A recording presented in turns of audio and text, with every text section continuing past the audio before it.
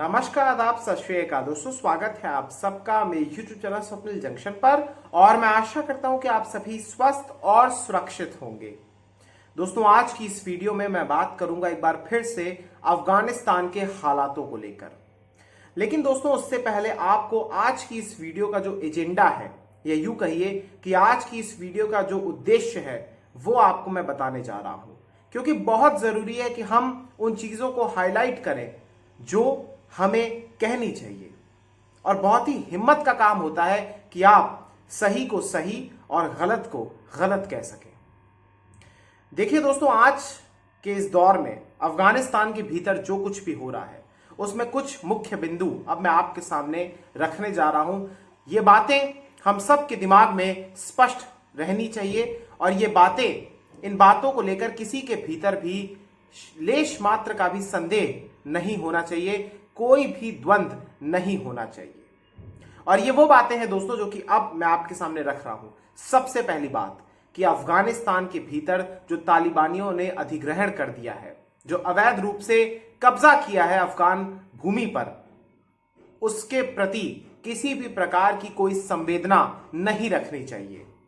दूसरी बात कि अफगानिस्तान के भीतर ये जो तालिबान के आतंकी हैं, ये जो तालिबान के लड़ाके हैं, ये किसी भी रूप में स्वतंत्रता सेनानी नहीं है, बल्कि ये आतंकी हैं, ये कट्टरपंथी हैं, इस्लामिक चरमपंथी हैं, ये दहशतगर्द हैं, जिनका सिर्फ एक लक्ष्य है, जिनका सिर्फ एक ही उद्देश्य है कि ये बंदूक की नोक पर किसी एक मुल्क पर कब्जा कर सकें और अपनी ज्यादतियां, अपने अन्याय को लोगों पर थोप सकें, दमन कर सके उनका। तीसरी बात कि इस पूरे खेल के पीछे पाकिस्तान और पाकिस्तान का डीप स्टेट, यानी वहां की सेना और वहां की खुफिया एजेंसी आईएसआई बहुत ही बड़े तरीके से सम्मिलित है, संलिप्त है और प्रमुख साजिशकर्ता भी है। इसके अलावा एक बात और मैं आपको बताना चाहूंगा, फिर आगे बढ़ूंगा। जिस प्रकार से अमेरिका ने, चाहे आईएसआईएस का सरगना बगदादी हो या फिर अलकायदा का प्रमुख लादेन हो, उन दोनों को अमेरिका ने एलिमिनेट किया, उन दोनों को अमेरिका ने मारा। क्यों? क्योंकि वो आतंकी थे, क्योंकि वो अमेरिका के लिए एक बहुत बड़ा खतरा साबित हो रहे थे। लेकिन अगर वो तालिबान के साथ ऐसा नहीं कर रहा है तो कहीं ना कहीं ये दोहरा चरित्र सबके सामने उजागर हुआ है। मेरा यह मानना है कि अमेरिका हो या नेटो के तमाम देश हो, वो बैठक ना करें, वो सीधे तौर पर आए और यहां पर अफगानिस्तान के भीतर तालिबानियों के साथ भी वही व्यवहार करें जो उन्होंने अन्य आतंकी संगठनों के साथ किया या उनके सरगनाओं के साथ किया। क्यों ये लोग भेदभाव कर रहे हैं? क्यों ये लोग भेदभाव कर रहे हैं लादेन और तालिबान के प्रमुखों के बीच, चाहे वह अखुंजदा हो या फिर बिरादर हो? आखिर क्यों? जब तालिबान एक टेररिस्ट ऑर्गेनाइजेशन है, सभी को पता है कि तालिबान ने जो ये कब्जा कर रखा है, ये सिर्फ बंदूक की नोक पर कर रखा है। अगर एक दिन के लिए उन तमाम लोगों से उनके हथियार छीन लिए जाएं, तो फिर मुझे इतना भरोसा है कि अफगानी जनता उनका वो हश्र करेगी, उनका वो हाल करेगी कि उनके फरिश्ते तक याद रखेंगे। वो कभी या कभी कोई भी ऐसी हिमाकत नहीं करेगा कि कोई किसी भूमि पर अवैध रूप से कब्जा करे, और विशेष रूप से आतंकी। लेकिन ऐसा फिलहाल नहीं हो रहा है। लेकिन कहीं ना कहीं हमें एक शुभ समाचार इस प्रकार का जरूर मिल रहा है कि जैसे जैसे अफगानिस्तान के भीतर तालिबान अपने क्रूर शासन को लागू कर रहा है, वैसे वैसे अफगानिस्तान के भिन्न भिन्न हिस्सों से, भिन्न भिन्न प्रांतों से, राजधानी काबुल से भी ऐसी तस्वीरें, ऐसी वीडियोस वायरल हो रही हैं, सामने आ रही हैं, जिसमें वो लोग अफगानी ध्वज को, जो उनका राष्ट्रीय ध्वज है, उसे लेकर वो मार्च कर रहे हैं, उसे लेकर वो रैलियां निकाल रहे हैं और तालिबान के दमन के खिलाफ आवाज भी बुलंद कर रहे हैं। लेकिन इस बीच लगातार ये भी खबरें सामने आ रही है कि जो तालिबान अपने आप को बड़ा मॉडरेट साबित करने की दिशा में कदम उठा रहा है, या यूं कहिए कि ऐसे प्रोपेगेंडा कर रहा है, वो भी अब उसका चेहरा भी सामने धीरे धीरे आ रहा है, एक्सपोज हो रहा है। मसलन मैं आपको कुछ घटनाएं बताना चाहूंगा। दोस्तों, काबुल जो कि राजधानी है अफगानिस्तान की, वहां पर कुछ लोग मार्च निकाल रहे थे, क्योंकि आपको मैं बताना चाहूंगा कि 19 तारीख को अफगानिस्तान का स्वतंत्रता दिवस था और स्वतंत्रता दिवस के मौके पर वहां पर रैलियां निकाली गईं और इन रैलियों के दौरान जब वहां के लोग जो थे वो राष्ट्रीय ध्वज को लेकर मार्च कर रहे थे, अफगान जो नागरिक थे जो एक प्रकार से देशभक्त हैं और अपने राष्ट्रीय ध्वज को लेकर प्रदर्शन कर रहे थे, विरोध कर रहे थे तालिबान के शासन का, उन पर तालिबानियों ने गोलियां चलाई, कुछ लोगों के साथ मारपीट भी की। ऐसी भी खबरें आई कि 2 लोगों की मौत भी हो गई है। इसके अलावा काबुल के हवाई अड्डे से वो तस्वीरें आपने लगातार, वो वीडियोस, वो विजुअल्स आपने लगातार देखे होंगे जिसमें लोग लगातार अफगानिस्तान छोड़ने की कवायद में, जद्दोजहद में, अपने जीवन को बचाने की जद्दोजहद में काबुल के हवाई अड्डे की तरफ पहुंच रहे हैं, भाग रहे हैं। वहां पर अफरा तफरी का माहौल है, परिवार, बच्चे, महिलाएं पहुंच रही हैं, बुजुर्ग पहुंच रहे हैं और वो ये चाहते हैं कि किसी प्रकार से वो अफगानिस्तान से बाहर निकल जाए। तो वहां पर पहले तो कटीली तारें लगाई गई ताकि वहां पर भीड़ को नियंत्रित किया जाए और उसके अलावा तालिबान के लड़ाकों ने उन पर फायरिंग भी की, जिसमें भी खबरें आई हैं कि कुछ नागरिकों की मौत हुई है। यानी एक प्रकार से तालिबान अब अपने उस क्रूर चेहरे को सामने लाना शुरू कर दिया है, क्योंकि अब 5 से 6 दिन हो चुके हैं वहां पर काबिज हुए। 15 अगस्त को वो काबिज हुए थे और आज 6ठा दिन है, आज 20 अगस्त है। और अब तालिबान जहां एक और आपको मैं बताना चाहूंगा कि अपनी सरकार बनाने की जद्दोजहद में जुटा हुआ है, तो वहीं लगातार बैठकें भी अंतर्राष्ट्रीय स्तर पर मंचों पर चल रही है। लेकिन यहां पर आपको एक चीज मैं बताना चाहूंगा दोस्तों कि जहां एक और आप देखिए कि तालिबान जो है, तालिबान के जो बड़े बड़े नेता है वो भी अफगानिस्तान आ गए हैं, जिनको बहुत बड़े बड़े पद भी मिल सकते हैं, जिसमें यह भी माना जा रहा है कि जो हेबतुल्ला अखुंजदा है इसे वहां की सरकार का प्रमुख बनाया जाएगा, इसे वहां की जो तालिबान की आतंकियों की सरकार होगी उनका सर्वे सर्वा बनाया जाएगा, प्रमुख बनाया जाएगा, सुप्रीमो बनाया जाएगा। इसके अलावा इसके अंडर कुछ डेप्यूटीज भी होंगे, जिसमें मोहम्मद जो मुल्ला उमर था, जो तालिबान का संस्थापक था, उसका बेटा भी होगा, इसमें मुल्ला बिरादर भी होगा और इसमें कुछ और लोग भी होंगे, हक्कानी भी होगा। और ये प्रकार से काउंसिल ऑफ मिनिस्टर्स कह लीजिए या काउंसिल एक बनाई जाएगी, उसके तहत अफगानिस्तान के भीतर शासन ये लोग करेंगे और जितने भी मिनिस्टर्स को अपॉइंट करना होगा वो यही काउंसिल अपॉइंट करेगी, उनकी नियुक्ति यही लोग करेंगे। क्या दुनिया में वक्त आ गया है कि इस समय आतंकी सरकार चलाएंगे और आतंकी ऐसे सरकार चलाएंगे जैसे किसी लोकतांत्रिक देश में सरकार चलती हो। यानी आतंकी जो गुफाओं में रहे, जो मदरसे से आगे कभी बढ़े नहीं, अब वो एक देश पर काबिज हो चुके हैं और वहां पर अब सरकार चुनेंगे। इतना बड़ा विरोधाभास शायद किसी ने कभी देखा होगा। इतनी ज्यादा बेबसी है दुनिया की। दुनिया के देशों के पास अगर सारे सैनिकों को मिला दिया जाए, अगर सारे पुलिस के जवानों को मिला दिया जाए, सारे सशस्त्र सैनिकों को मिला दिया जाए, जितने भी सिक्योरिटी फोर्सेस है दुनिया में, तो वो करोड़ों की संख्या में होंगे और ये तालिबानी हजारों की संख्या में है।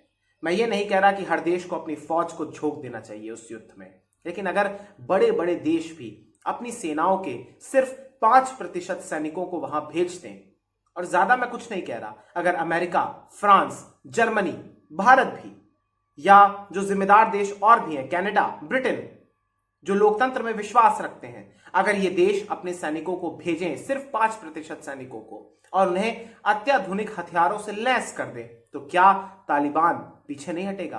क्या तालिबान पराजित नहीं हो सकता? क्या तालिबान अजेय है?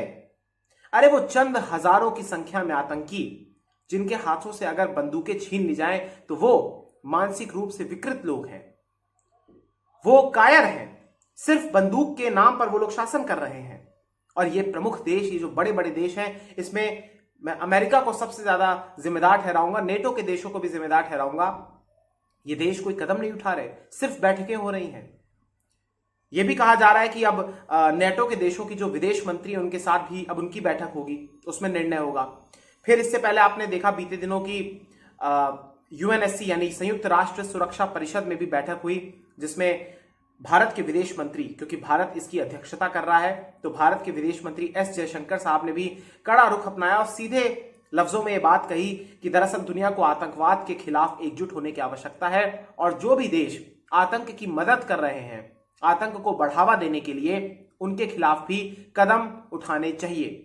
इसके अलावा दोस्तों मैं आपको बताना चाहूंगा कि उन्होंने ये भी कहा कि आतंकवाद का महिमा मंडन नहीं होना चाहिए। लेकिन कहीं ना कहीं दुनिया को यह बात समझनी चाहिए कि आप बैठकें करिए, आप बैठकों के माध्यम से आप कड़ा संदेश दीजिए, आप बैठकें कीजिए, आप रणनीति बनाइए, लेकिन कहीं ना कहीं अगर आपको युद्ध जीतना है, अगर आपको इन चरमपंथियों को, इन कट्टरपंथियों को, इन आतंकियों को एलिमिनेट करना है, इन्हें नेस्तनाबूद करना है, इन्हें खत्म करना है, तो फिर किसी ना किसी तरीके से आपको ग्राउंड जीरो पर उतरकर वहां पर अपनी सेनाओं को भेजकर हवाई हमले करके, स्ट्राइक्स करके, जो आपके पास है सब कुछ झोंकिए और इन लोगों को खत्म कीजिए। क्योंकि अफगानिस्तान में जो कुछ हो रहा है ये अनएक्सपेक्टेड भी था और एक्सपेक्टेड भी था। अब मैं ऐसा क्यों कह रहा हूं, आप सोचेंगे कि यार स्वप्निल तुम ऐसा क्यों कह रहे हो, मैं आपको बताता हूं ऐसा मैं क्यों कह रहा हूं। अनएक्सपेक्टेड इसलिए था क्योंकि इन्होंने जिस तीव्र गति के साथ अफगानिस्तान में कब्जा किया है, वाकई में यह अप्रत्याशित था, किसी ने ऐसा सोचा नहीं था। और एक्सपेक्टेड इसलिए था क्योंकि ये सब जानते थे, अमेरिका की तरफ से भी बयान आया था कि 3 से 4 महीनों में वहां पर कब्जा हो सकता है, और जब कब्जा हो जाएगा तो यही हालात होंगे। वहां पर महिलाओं पर पाबंदियां लगेंगी, अगर महिलाओं के पोस्टर्स या विज्ञापन कहीं पर लगे होंगे तो उन पर कालिख पोत दी जाएगी। अगर किसी स्मारक का, अगर किसी स्थल का या अगर किसी संस्थान का नाम महिलाओं के नाम पे होगा तो उन्हें हटाने की फरमान जारी हो जाएगा। महिलाओं की शिक्षा, महिलाओं को बुरखे में रहना, महिलाओं को बिना पुरुष के बाहर निकलना, महिलाओं की सरकारी इमारतों में या सरकारी दफ्तरों में से छुट्टी हो जाना, निजी संस्थाओं में से भी, मीडिया संस्थानों से भी महिलाओं की छुट्टी हो जाना, ये सारी चीजें होनी थी वहां पर। महिलाओं के लिए अफगानिस्तान सबसे बड़ा नर्क बन गया है। यहां पर आप सोचिए कि अफगानिस्तान के भीतर पहले मानवाधिकारों को दफन किया गया और उसके बाद महिलाओं के अधिकारों का भी दफन कर दिया गया है। यह अजीब विरोधाभास है कि जब अफगानिस्तान के भीतर गुरुवार को, मैं आपको बताना चाहूंगा कि वहां पर जब स्वतंत्रता दिवस मनाया जा रहा था तो उस समय अफगानिस्तान के भीतर, ध्यान से आप सुनिएगा दोस्तों, उसी दरमियान वहां पर आप देखिए कि अफगानिस्तान गुलामी की बेड़ियों में एक बार फिर से चला गया। अफगानिस्तान को वैसे तो अंग्रेजों ने कभी गुलाम नहीं बनाया था, लेकिन जब वहां पर, जहां तक मैंने पढ़ा है, मुझे याद आ रहा है कि जब वहां पर सेकेंड एंग्लो अफगान वॉर हुआ था तो उसके बाद अंग्रेजों ने अफगानिस्तान को अपनी एक टेरिटरी बना लिया था, एक संरक्षित राज्य बना लिया था, जिसके बाद उनके विदेश मामलों से लेकर कुछ अन्य मामले ब्रिटेन उसको देखता था और अफगानिस्तान एक संरक्षित राज्य बन गया था। लेकिन उसके बाद करीब 1919 में अफगानिस्तान को आजादी मिल गई उस चीज से भी, और 102 साल बीत चुके हैं और उसकी खुशी मनाई जा रही थी। लेकिन विरोधाभास आप देखिए कि जब अफगानिस्तान में स्वतंत्रता दिवस मनाया जा रहा है तो उसी उपलक्ष्य में अफगानिस्तान एक बार फिर से पराधीन हो गया है। इसके अलावा दोस्तों, आपने बीते कुछ दिनों में देखा कि भारत के भीतर भी जो घटनाक्रम है वो तेज हो रहे हैं। आपने देखा कि लगातार कैसे कैबिनेट कमेटी ऑन सिक्योरिटी की बैठक हुई, प्रधानमंत्री मोदी ने स्वयं बैठक ली। इसके अलावा आपने देखा कि देश के अलग अलग हिस्सों में, प्रमुख तौर पर अगर राजधानी दिल्ली की बात करूं तो वहां पर जो विदेशी और पश्चिमी देशों के जो कॉन्सुलेट्स हैं, जो एम्बेसीज हैं, उनके बाहर अफगान नागरिक लगातार वीजा के लिए अप्लाई कर रहे हैं। वो कतारों में खड़े हैं कि किसी रूप में शीघ्र अतिशीघ्र उन्हें विदेशी देशों का, जो अलग अलग देश है, पश्चिम के देश है, उनका वीजा मिल जाए ताकि वो इस इन देशों में चले जाएं। इसके अलावा देश के अलग अलग हिस्सों में जो अफगान नागरिक रह रहे हैं या वो नागरिक रह रहे हैं जो भारत के हैं और उनका कोई करीबी अफगानिस्तान में फंसा हुआ है, वो लगातार मांग कर रहे हैं कि भारत सरकार उसे लेकर आओ। भारत सरकार लगातार C-17 ग्लोब मास्टर और वायुसेना और गरुड़ कमांडोज के माध्यम से उन नागरिकों का रेस्क्यू भी कर रही है।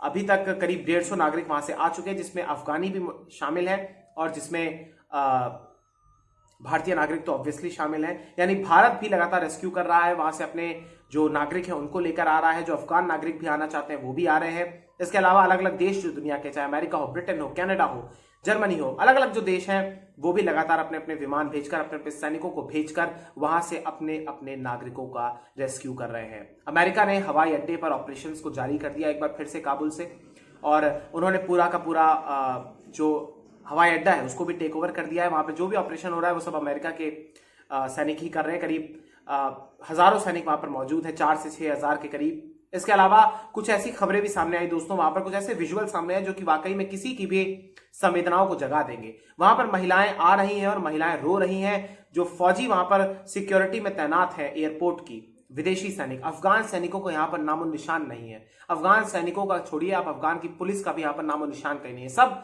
नदारद है। लेकिन वो महिलाएं अपने अपने बच्चों को उन कटीलों तारों से पार फेंक रही हैं और उनको ब्रिटिश सैनिक हो या फिर अमेरिकी सैनिक हो वो उनको कैच कर रहे हैं। आप ये स्थिति देखिए कि जान बचाने के लिए क्या कुछ हो रहा है वहां पर। जब कोई फ्लाइट उड़ जाती है तो अफगान सैनिक हताश हो जाते हैं कि हम जा नहीं पाए।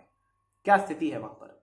हालांकि कुछ विजुअल सामने आए कि जिसमें काबुल में बाजार गुलजार दिखे, बाजार खुले, लेकिन इस बीच वो भी विजुअल सामने आए कि वहां पर तालिबान के लड़ाके बंदूक लेकर बीच बाजार में घूम रहे हैं। ऐसा लग रहा है कोई मध्यकालीन देश है और वहां पर इस तरीके से हो रहा है। विरोधाभास देखिए कि 21वीं सदी की दास्तान है।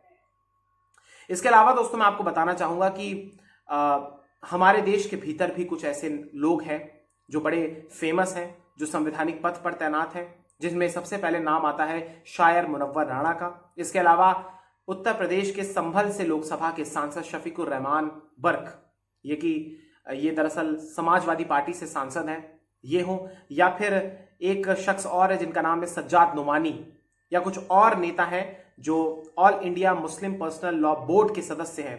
ये लगातार तालिबान को बधाइयां दे रहे हैं। तालिबान जो इस प्रकार से वहां पर जो कुछ भी कर रहा है उसको दोषी नहीं ठहरा रहे हैं, उसके मिशन को या यूं कहिए उसके अत्याचारों को स्वतंत्रता संग्राम से जोड़ रहे हैं अफगानिस्तान के। मुनव्वर राणा ने तो यहां तक कह दिया कि हिंदुस्तान में ज्यादा क्रूरता है अफगानिस्तान के बनिस्बत उनकी तुलना में। इन सब लोगों को एक स्वर में मैं कहना चाहूंगा कि तुम लोग का दिमाग ठीक है कि नहीं है? उम्र का तकाजा है कुछ तुम्हें कि नहीं? तुम्हारी उम्र बढ़ रही है लेकिन तुम्हारा दिमाग छोटा है, तुम्हारी सोच सिकुड़ रही है। और अगर तुम्हें इतना ही ज्यादा तालिबान पसंद है, अगर तुम लोगों को इतना ही ज्यादा अफगानिस्तान पसंद है, आज का अफगानिस्तान, तो जाओ ना।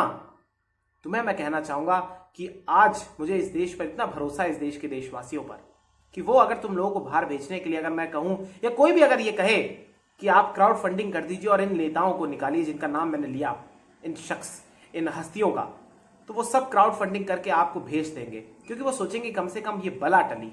अबे तुम जैसे देशद्रोही, ये मुनव्वर राणा, शफीकुर रहमान बर्क, सज्जाद नोमानी, ये लोग देशद्रोही हैं। ये लोग तालिबान का स्वागत कर रहे हैं। ये लोग शरीयत कानून, जो कट्टरवादी शरीयत कानून है इस्लामिक, उसको वहां पर लागू हो रहा है, उसका स्वागत कर रहे हैं। विरोधाभास देखिए कि ये लोकतंत्र में रह रहे हैं। अगर ये अफगानिस्तान में रहते तो आज शायद इनके पास ये बोलने की भी हिम्मत नहीं होती, और होती भी तो सिर्फ ये चाटुकारिता करते। ये हिंदुस्तान में ही संभव है कि इस देश के भीतर आप इसी देश को कुछ कह दें और कोई आप पर कुछ नहीं कहेगा। जबकि होना यह चाहिए कि जिस प्रकार से शफीकुर रहमान बर्क को, उन पर FIR, उन पर देशद्रोह का केस दर्ज हुआ है, उसी प्रकार से लोगों को जल्द से जल्द इन तीनों को और उस हर एक शख्स को जो तालिबान का स्वागत कर रहा है, वहां पर शासन का स्वागत कर रहा है, उनके शरीयत का स्वागत कर रहा है और देश को आपत्तिजनक टिप्पणियां कर रहा है देश पर, उन सबको जेल क्यों नहीं होती? ये लोग इतनी हिमाकत कैसे कर लेते हैं कि हमारे देश पर ऐसी अभद्र भाषा और ऐसी आपत्तिजनक टिप्पणियों का प्रयोग कर लेते हैं? इनको कब जवाब मिलेगा?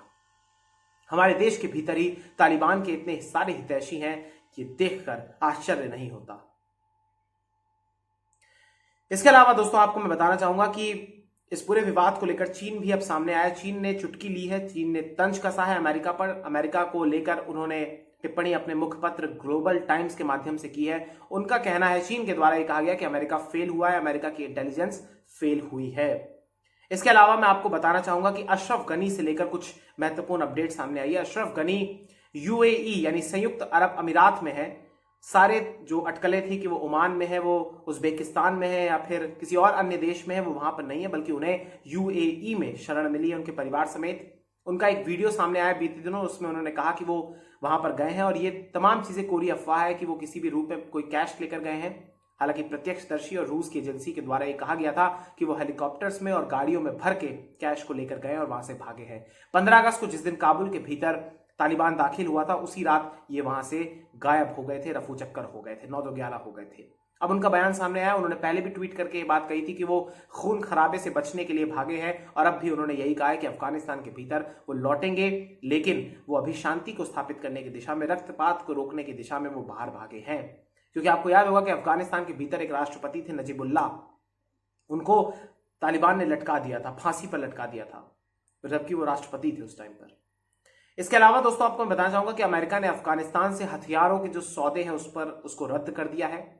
लेकिन अजीब विरोधाभास है, अजीब विडंबना है कि अमेरिका द्वारा जो हथियार, जो अत्याधुनिक हथियार, जो विमान, जो लड़ाकू व्हीकल, जो बख्तरबंद गाड़ियां, जो टैंक्स, जो भी कुछ छोड़ा गया था, वो तमाम चीजें अब तालिबान के अंडर आ गई है। यानी तालिबान अब और भी ज्यादा शक्तिशाली हो गया है। इसके अलावा आईएमएफ ने भी जो तमाम वित्तीय मदद है, जो वित्तीय सहायता है, उस पर रोक लगा दी है। इसका अर्थ ये हुआ कि करीब जो देश हैं, जो भी 100 से ज्यादा देश हैं, वो वित्तीय सहायता अगर अफगानिस्तान को देना चाहते हैं तो फिलहाल वो नहीं दे पाएंगे। इससे तालिबान को एक चोट पहुंचेगी कि तालिबान पर जो फंडिंग है उसको थोड़ा सा कम किया जाएगा। लेकिन अब विरोधाभास ये भी है ना कि पाकिस्तान, चीन, सऊदी अरब, ये वो देश हैं जो तालिबान की अप्रत्यक्ष तौर पर मदद भी कर रहे हैं, पीछे के दरवाजे से उनकी मदद करते हैं, उन पर हथियार, रसद, गोला बारूद, वित्तीय सहायता सब कुछ पहुंचाते हैं। इसके अलावा दोस्तों मैं आपको बताना चाहूंगा एक महत्वपूर्ण बात और, कि उन्होंने अफगानिस्तान का नाम बदल दिया है तालिबानियों ने। इसका नाम अब इस्लामिक एमिरेट्स ऑफ अफगानिस्तान हो गया है। साथ ही साथ उन्होंने एक प्रेस कॉन्फ्रेंस भी की जिसमें उन्होंने पता नहीं क्या क्या बातें कही हैं। मैं तो ये कहना चाहूंगा, इनको ये सब कहने का हक किसने दिया? और ये विरोधाभास देखिए कि अब ये लोग प्रवक्ता भी हैं इनके पास, इन आतंकियों के पास, और ये लोग प्रेस कॉन्फ्रेंस भी करते हैं। आपको मैं बताना चाहूंगा कि उन्होंने प्रेस कॉन्फ्रेंस में तमाम उदारवादी सोच को सामने रखा। ऐसी ऐसी बातें की जैसे लग रहा है कि अफगानिस्तान की अब परिस्थितियां, सूरत ही बदल जाएगी। कहा कि अब हम उन तमाम लोगों को माफ कर देंगे जिन्होंने विदेशी सैनिकों की मदद की, लेकिन इतिहास गवाह है कि ऐसा कभी कुछ नहीं हुआ। अभी खबर आई कि दरअसल एक प्रांत है, मुझे याद नहीं आ रहा है, मैं आपको एग्जैक्टली आप मुझे थोड़ा सा समय दीजिए तो मैं आपको उस पूरे प्रांत के बारे में बताना चाहूंगा। वहां पे हुआ ये दोस्तों कि जो मददगार थे सरकार के, उन लोगों को, या सरकार के कहिए या अमेरिकी, आप ये समझिए कि जो दूतावास है या अमेरिका के जो सहायक हैं, उन सब की मदद के लिए इन्होंने, जिन लोगों ने भी उनको मदद की है, उन सबको इन्होंने मारा है। तो जो भी समर्थक है दोस्तों, उन लोगों को गोलियों से भूना है इन लोगों ने, उनकी निर्मम हत्या की है अभी बीते कुछ दिनों में। इसके अलावा इस बहुत ही जरूरी खबर को भी मैं आपको बताना चाहूंगा। इसमें दरअसल ये दोस्तों मैं बात करूंगा प्रेस कॉन्फ्रेंस की। ये प्रेस वार्ता तालिबान के आतंकियों ने की है। सोचिए आप, ये प्रेस कॉन्फ्रेंस भी कर रहे हैं। इसमें कुछ बातें मैं आपको बताना चाहूंगा, इसकी हाइलाइट्स क्या थी। सबसे पहले उन्होंने कहा कि अफगानिस्तान के भीतर जो भी युद्ध है वो अब समाप्त हो चुका है, और इन्होंने ये भी कहा कि जिन्होंने भी बीते कुछ समय में, बीते वक्त में तालिबान के विरुद्ध युद्ध लड़ा, हम उन लोगों को माफ करते हैं। ये माफ करने वाले होते कौन है? ये भगवान है? ये खुदा है? ये माफ करने वाले होते कौन है? इसके अलावा दोस्तों ये भी उन्होंने कहा कि किसी भी व्यक्ति या किसी भी देश से प्रतिशोध लेने का, यानी बदला लेने का इनका कोई इरादा नहीं है। देखिए कितनी अच्छी अच्छी बातें कर रहे हैं लोग। इसके अलावा इन्होंने कहा कि आतंकियों को अफगानिस्तान की धरती का इस्तेमाल नहीं करने देंगे। किसी भी देश के खिलाफ साजिश रचने में या फिर उस देश पर हमला करने के लिए अफगानिस्तान की धरती का इस्तेमाल नहीं होगा। लेकिन सब लोगों को यह संशय है कि अफगानिस्तान के भीतर एक बार फिर से हो सकता है पाकिस्तान की सहायता से अलकायदा, लश्कर तैयबा, लश्कर या कोई और जो तमाम संगठन है, वो तमाम लोग एक बार फिर से अपने पैरों को पसारेंगे, अपने आप को एक बार फिर से विकसित करेंगे, फलेंगे, फूलेंगे। इसके अलावा उन्होंने ये भी कहा कि हम किसी भी अंतर्राष्ट्रीय दूतावास या फिर संस्थान को नुकसान नहीं पहुंचाएंगे। हम सभी देशों को आश्वस्त करना चाहते हैं कि हमारे सुरक्षा बल सभी दूतावासों, अंतर्राष्ट्रीय संगठनों और सहायता एजेंसियों की सुरक्षा सुनिश्चित करने के लिए उपस्थित रहेंगे। यानी अब कोई सैनिक या कोई पुलिस का कर्मी या कोई सुरक्षा का कर्मी अब इन तमाम प्रतिष्ठानों की सुरक्षा नहीं करेगा, बल्कि आतंकी करेंगे। शाबाश। इसके अलावा इन्होंने ये भी कहा कि हम देश में प्राइवेट मीडिया को स्वतंत्र रूप से काम करने देंगे, लेकिन शर्त यह है कि पत्रकार अफगानिस्तान के मूल्यों का ख्याल रखकर काम करेंगे। अफगानिस्तान के मूल्यों का ख्याल तो यही लोग नहीं रख रहे। और अभी एक बीते दिनों एक खबर आई कि एक महिला पत्रकारों से कहा गया कि आप अपने घर पर रहिए, आप इन संस्थानों को छोड़ दीजिए। बीते दिनों एक CNN की पत्रकार का भी एक फोटो, एक वीडियो वायरल हुआ जिसमें वो एक दिन सूट में थी, फिर अगले दिन वो बुरखे में आ गई। यानी इतना जल्दी परिवर्तन हुआ कि पहले दिन वो अपने सूट में थी, नॉर्मल कपड़ों में थी, उसके बाद वो बुरखे में आ गई, यानी उस प्रतीक में आ गई जो कि तालिबान का प्रतीक है। यही है पत्रकारों की स्थिति। महिला पत्रकारों से कहा गया कि आप दफ्तरों को छोड़ के अपने अपने घरों में चले जाइए। सोचिए। और ये लोग प्रेस कॉन्फ्रेंस पे ये बातें कह रहे थे कुछ दिन पहले। इसके अलावा उन्होंने ये भी कहा कि अफगानिस्तान में कोई किसी को भी किडनैप नहीं कर सकेगा, कोई किसी की जान नहीं ले सकेगा। लेकिन अभी मैंने आपको बताया कि इन लोगों ने सरेआम गोलियां चलाई। इन लोगों ने इससे पहले भी जो कुछ किया वो किसी से ढका छिपा नहीं है। इसके अलावा इन्होंने एक गवर्नर है जो कि वहां के बल्ख प्रांत की है, एक वहां पर जिला है चारकैंट, वहां की एक गवर्नर है जिनका नाम आपने सुना होगा, इनका नाम है सलीमा मजारी। इनका अपहरण कर लिया गया है, इनको बंधक बना लिया गया है। और प्रेस कॉन्फ्रेंस में क्या किया आपके सामने स्पष्ट है। इसके अलावा इन्होंने ये भी कहा कि जब इनसे पूछा गया कि क्या महिलाओं को काम करने की आज़ादी होगी मीडिया में या अन्य जगहों पर, तो इस पर जो जबीउल्ला मुजाहिद हैं, जो कि प्रवक्ता है जिन्होंने प्रेस कॉन्फ्रेंस को कंडक्ट किया, उसमें आए, इसने कहा कि जितनी भी हैं ये महिलाएं, ये तालिबान सरकार जब बन जाएगी तो फिर ये स्पष्ट होगा कि शरिया कानून के हिसाब से महिलाओं को छूट दी जाएगी। लेकिन मुझे ऐसा कुछ नहीं लगता, क्योंकि पहले के शासन में भी महिलाओं को किसी भी प्रकार की कोई भी छूट नहीं थी। इसके अलावा यह भी कहा उन्होंने कि तालिबान के राज में देश की अर्थव्यवस्था सुधरेगी, लोगों को सुरक्षा मिलेगी और एक स्थायी और एक स्थिर सरकार मिलेगी। ये तमाम झूठ का पुलिंदा इन लोगों ने बांधा और उसके बाद स्थिति सबके सामने है। अब यह देखना जरूरी है दोस्तों कि दुनिया के देश आखिर कब तक इंतजार करते हैं, आखिर कौन सी विभत्स तस्वीरों का इंतजार करते हैं, क्योंकि जो हालात वहां पर उत्पन्न हो रहे हैं दिन प्रतिदिन वो बद से बदतर होते जा रहे हैं। ऐसे में महिलाओं के भीतर जो डर है, ऐसे में बच्चियों के भीतर जो डर है, क्योंकि महिलाओं को यह डर है कि उन्हें बाहर तो निकलने की आजादी होगी नहीं बिना किसी पुरुषों के, क्योंकि पुराना इतिहास इस बात की गवाही देता है। महिलाओं को इस बात का भी डर है कि कहीं वो सेक्स स्लेव्स ना बन जाएं, कहीं उनका इस्तेमाल सिर्फ यौन उत्पीड़न और यौन शोषण के लिए ना हो। ऐसे में न्यायतंत्र, ऐसे में जो न्यायतंत्र को तो आप छोड़िए, क्योंकि ये लोग ही अब सारा कानून है वहां पर अब कोई लोकतंत्र नहीं है, वहां पर सिर्फ शरिया के नाम पर कानून चलेगा जब तक तालिबान का शासन रहेगा। लेकिन इस बीच दुनिया के देशों पर मैं पूछना चाहता हूं उनसे कि आखिर आप कब तक प्रतीक्षा करेंगे? आप बैठ के कर रहे हैं, करिए आप, लेकिन ग्राउंड जीरो पर ऑपरेशन कब करेंगे? सीधे तौर पर आपने देखा कि किस प्रकार से अमेरिका ने अपना पल्ला झाड़ा। अमेरिका ने तमाम बातें कही कि हमने एक्सपेक्ट नहीं किया था कि इतनी जल्दी वो कर लेंगे। उन्होंने ये भी एक्सपेक्ट नहीं किया था कि अफगान सैनिक इतनी जल्दी सरेंडर कर देंगे, क्योंकि ऐसी खबरें भी सामने आई कि भले ही भ्रष्टाचार के मामले हो या उनको वेतन ना मिल रहा हो, उनको भत्ता ना मिल रहा हो, उन्हें खाने ना मिल रहा हो, उन्हें हथियार ना मिल रहे हो, लेकिन यहां पर एक बात और है कि अफगानिस्तान के सैनिकों ने सीधे खुलेआम आत्मसमर्पण कर दिया और फिर उन्होंने अपने आप को सौंप दिया, इस भूमि को सौंप दिया। लेकिन हां, उम्मीद की किरण है कि अफगानिस्तान के भीतर अब हो सकता है कि कोई क्रांति उठे, जिसकी अभी जो संभावना है वो कम है, लेकिन कम ही है, शून्य नहीं है। उम्मीद है कि वो सुधरेंगे और उम्मीद है कि उठेंगे, जागेंगे, पुनः जागृत होंगे और अपने देश को वापस पाने की दिशा में कुछ बड़े और कड़े कदम उठाएंगे। क्योंकि मुझे ऐसा लगता है कि अब तालिबान को रोकने के लिए शायद बहुत सारी ऐसी चीजें करनी होंगी जो इससे पहले नहीं हुई। बहरहाल मेरा ऐसा मानना है कि जैसे भारत समेत दुनिया के कई देश एयरलिफ्ट कर रहे हैं अपने अपने नागरिकों को, हो सकता है इनका फोकस ये हो कि ये पहले तमाम नागरिकों को एयरलिफ्ट कर लें और फिर उसके बाद कोई एक्शन ले। हो सकता है। भारत की दृष्टि से बात करूं तो भारत के लिए क्षेत्रीय और ये जो पूरा उपमहाद्वीप है हमारा दक्षिण एशिया का या भारतीय उपमहाद्वीप है, इसमें भारत के लिए चिंता ये है क्योंकि कश्मीर, जो अवैध कश्मीर है, जो पाकिस्तान ने जिस पर कब्जा कर रखा है, उससे टच करता है अफगानिस्तान का बॉर्डर। और भारत के पास जो फिलहाल जो कश्मीर है उसमें भी आतंकवाद और अलगाववाद की अभी भी मौजूदगी है। इसलिए भारत चिंतित है कि वो भारत की क्षेत्रीय शांति और सुरक्षा के लिए एक बहुत बड़ा खतरा साबित हो सकते हैं तालिबान। बहरहाल अभी मान्यता को लेकर भी बात चल रही है कि दुनिया के देश कैसे मान्यता देते हैं तालिबानियों को। दुनिया इस समय द्वंद्व में है कि हम इनके साथ राजनयिक संबंधों को स्थापित करें या नहीं, क्योंकि जब पहले दौर में तालिबान वापस आया था तो उस दौर में जहां तक मुझे याद आ रहा है कि पाकिस्तान ने इनको मान्यता दी थी, इनको शायद सऊदी अरब ने मान्यता दी थी, इसके अलावा किसी ने नहीं दिया था। ऐसे में अभी विश्व के सामने एक कंफ्यूजन है, चिंता की लकीरें कि आखिर हम मान्यता दें या ना दें आतंकियों की सरकारों को। लेकिन मेरा ऐसा मानना है कि आतंकवादी चाहे शासन करें, चाहे हिंसा करें या शासन करते हुए हिंसा करें, इनके साथ वही सलूक होना चाहिए जो इससे पहले आतंकियों के साथ हुआ। इनको भून देना चाहिए, इनकी ऐसी स्थिति करनी चाहिए दुनिया के देशों के सैनिकों को कि इनकी रूह और इनको देखने वालों की रूह तक कांप जाए। जो भी नापाक इरादे लेकर आए, दहशत के इरादे को लेकर आए, उनके दिमाग, उनकी रूह भी कांप उठे।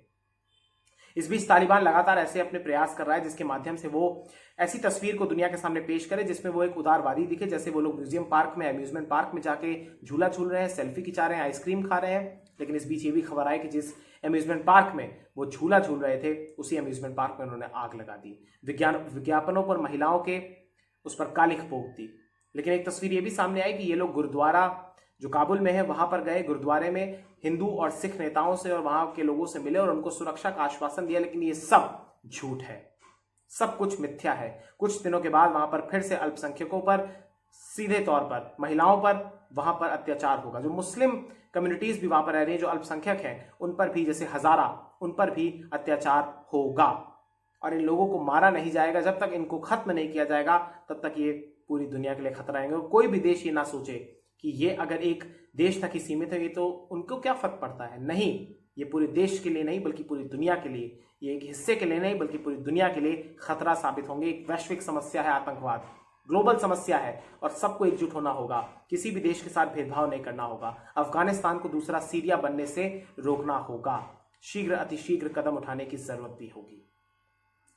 मिलते हैं दोस्तों अगली वीडियो में बहुत जल्द। मुझे दीजिए इजाजत। बहुत बहुत शुक्रिया, बहुत बहुत धन्यवाद। लेकिन इस बीच एक बात मुझे और बहुत जरूरी बात याद आ गई, मैं माफी चाहूंगा। देखिए, एक नेता है जिनका नाम है साले, आप जानते हैं, और अखनुल्ला साले इनका नाम है, जहां तक मुझे अच्छे से याद आ रहा है। तो ये इन्होंने अपने आप को कार्यवाहक राष्ट्रपति घोषित कर लिया है, क्योंकि आप जानते हैं कि अशरफ गनी वहां से जा चुके हैं। तो इन्होंने स्वयं को राष्ट्रपति घोषित कर दिया है, कार्यवाहक। और इन्होंने जो आजाद वहां के प्रांत है जिन पर अभी तालिबान ने कब्जा नहीं किया है, वहां पर विरोध प्रदर्शन भी शुरू कर दिए हैं। एक और नेता है रोस्तम नाम के, उन्होंने भी तालिबान विरोधी गुटों को जुटाना शुरू कर दिया है। तो उम्मीद की किरण है। अब देखना ये होगा कि आखिर ये कामयाब होते हैं कि नहीं। लेकिन इन लोगों ने पहले भी महत्वपूर्ण भूमिका अदा की है तालिबान के पहले शासन को हटाने में। लेकिन जब तक विदेशी सपोर्ट नहीं मिलेगा, जब तक विदेशी सैनिक इनको नहीं मिलेंगे, तब तक ये जीत नहीं सकते। क्योंकि अफगानिस्तान के भीतर सैनिक हो या पुलिस के गार्ड हो, वो इस समय उनका हौसला पस्त है, उनका मनोबल टूटा हुआ है। जबकि धर्म के नाम पर कट्टरता फैलाने वाले, रेडिकल इस्लामिक सोच रखने वाले ये तालिबानी, इनके हौसले बुलंद हैं। मिलते हैं जल्दी दोस्तों एक नए कुछ घटनाक्रमों के साथ। मुझे दीजिए इजाजत। बहुत बहुत शुक्रिया, बहुत बहुत धन्यवाद। जय हिंद, जय भारत, वंदे मातरम, इंकलाब जिंदाबाद, सत्यमेव जयते। नमस्कार।